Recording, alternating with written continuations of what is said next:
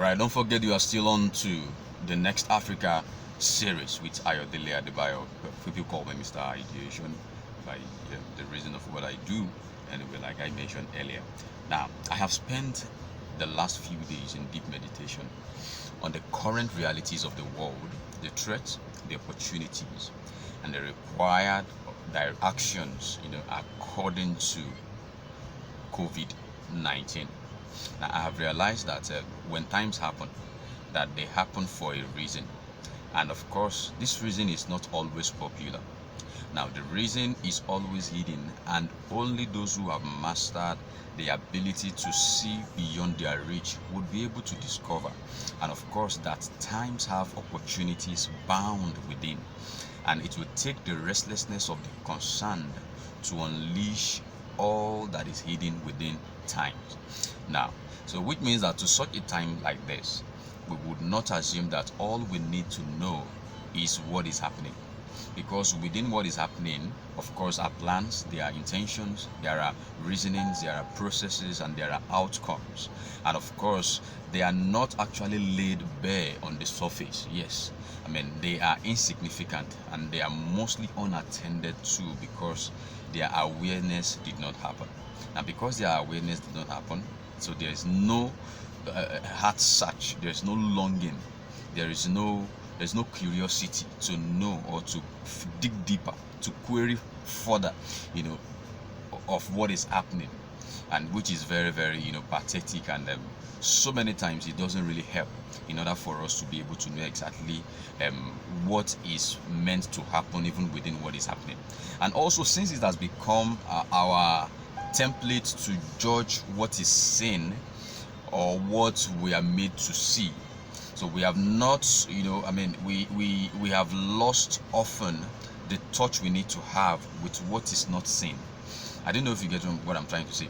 Now, because we judge what we see, it's our template to judge what we see or what we are made to see. And so as a matter of fact around that, we always fail in trying to see and of course understand exactly the things that are behind what we see. And so most of the time people get carried away by what is happening or what they see, so they don't try as much as possible to dig deeper, to know further what are the things that are happening. And this is very, very important, because within what is happening are hidden opportunities, I beg your pardon. And of course, if we don't know that, then we will not be able to dig deeper and of course bring out the opportunity or get it unleashed. And it is in unleashing that opportunities that the benefits actually lie onto every one of us. So I am so concerned about the realities of the world as touching the pandemic COVID-19, and of course as it affects livelihood, as it affects businesses, as it affects economies, as it affects relationship, as it affects relatability, relationship, social activism, and all manner of things that is actually really affecting. For example, now you can't go out. There's a lockdown. You couldn't go out. You are just at home. I got the news yesterday that some people are already suffering from boredom and all manner of things happening as a result of this. But one thing, much more on my mind is actually Africa. Yes, because I try to look at it that we have the option at this time to either think of yourself, think individually, or you think collectively. And of course, because of the burden I have for Africa, so I began to think collectively. I began to think about Africa, that what exactly will be the effect of COVID-19 on Africa, and of course on Africans, and of course on the things that happen within Africa. And without any iota of doubt, we will all agree that the outbreak of COVID-19 is unprecedented. Yes, it is very much unthinkable. We've never seen it before. It never crosses the heart of any man that there will ever be an occurrence that will lock down the entirety of the world. It has never come to the heart of any man like that. Causing nations of the world to lock down their borders, shutting down trips and travels, stalling daily human and economic activities, leaving so many people clueless, hopeless, and future scared. I tell you, that is the reality of the present time, or the current time, or the current age that we are actually really into presently. And of course, if things like this are actually happening, then we need to, of course, sit down and look into this critically. That as much as things are happening, it could affect, livelihood, economies, people in different ways. There's a need for us to sit down and look at it vis-a-vis what happens to Africa in the midst of all of this. But let me quickly tell you this, that according to the World Economic Forum, that right before the outbreak of COVID this year, now there's an account that states that we have around 17% of the world's population, which means that Africa is all about we account for 17% of the world's population. But you know what, funnily, only 3%, we only contribute 3% to the world GDP, the global GDP. And of course, when you look at this critically, of course that it's actually not so good for us economically. But even though as time went by, of course, what's it called, IMF of course also came up to mention the fact that there are some certain African countries doing very well as far as their economy is concerned. And of course, luckily for us in Nigeria, we're actually part of them anyway. But of course, what that simply shows is that as a matter of fact, if Africa actually continued on the level of contributing just 3% to the global GDP, now it means that we will in a way or the other become the source of global instability and of course extremism to the world. So which means that at least the number of poverty and such other vices will definitely increase. Underdevelopment, systemic poverty, and all the likes will definitely increase in Africa. And so you realize that it's of course also not really a good thing for Africa as well. So Africa needed to actually do something. But thank goodness anyway that later on things started changing. And of course the whole world of course also also accepts the fact that Africa has the potential to become the powerhouse of the globe actually, if all the necessary factors and conditions are actually being harnessed and of course put in place. But one thing, as much as Africa has the potential to go much further now, because this is it, the world's youngest and of course fastest urbanizing continent, which is Africa, we're expected to have 24 million people, more people on the average, that will be living in the cities each year between year 2015 and of course year 2045. And so which means that of course by then that number is much more than India and of course China, if we combine it together. So that's according to McKinsey and company estimate in year 2016. But let me tell you this, that as all of these things are actually happening, you discover that to the world believes that as spending by consumers and businesses in Africa totals like about $4 trillion dollars.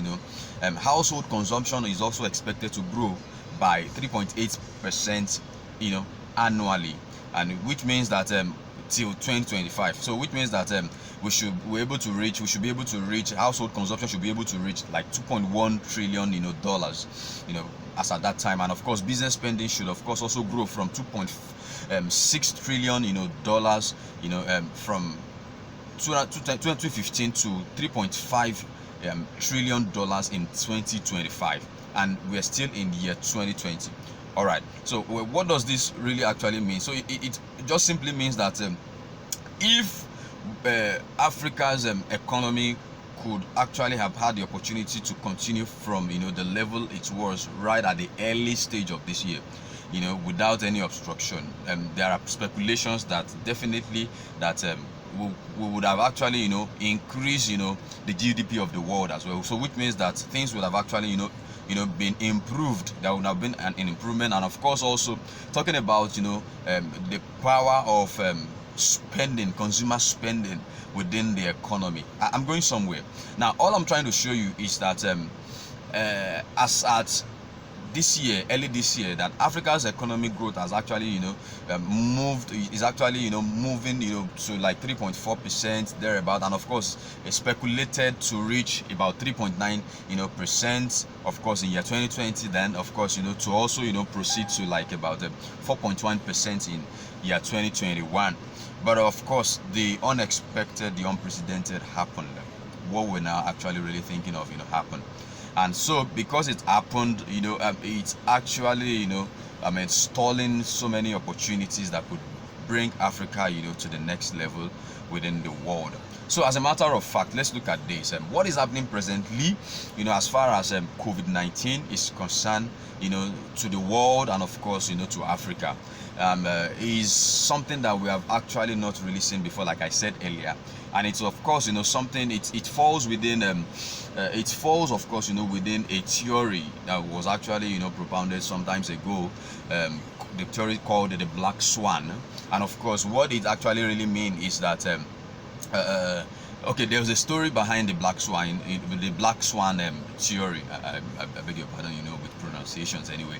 All right, so the Black Swan theory came, on board of course, around 1697. Yes, school children in England, they were actually taught that all swans were white, and of course, until there was a particular, Dutch explorer, William de Vlamingh, who sailed, through Australia, and while he was sailing, he encountered swans that has dark plumage on their body. So which means that you don't only it's actually queries that mistaken idea they all had that all swans were white. And so which means that it's not actually common, it's not popular, it's very rare for you to see black swans or swans that will have other colors other than white. But of course you could still definitely see it.